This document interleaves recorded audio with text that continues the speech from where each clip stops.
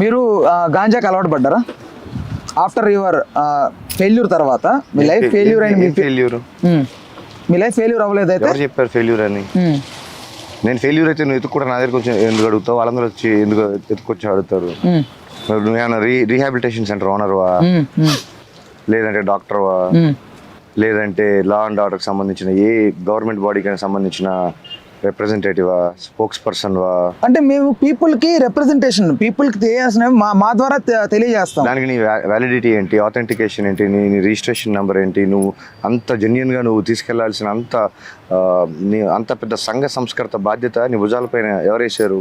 ఎందుకంత ఇబ్బంది పడుతున్నావు? ఎవరు అడిగారు నిన్ను? జనాలు ప్రముఖ ఇవన్నీ మాట్లాడిన ఎందుకు? ఎవరు అడగట్లా. ఎవరి పనాలు చేసుకుంటే ఇవన్నీ అవసరం లేదు. దీనివల్ల ప్రపంచానికి ఏమీ ఉపయోగం లేదు. ప్రపంచంలో ఎవరి ఫ్లోలో వాళ్ళు వెళ్ళిపోతూ ఉంటారు.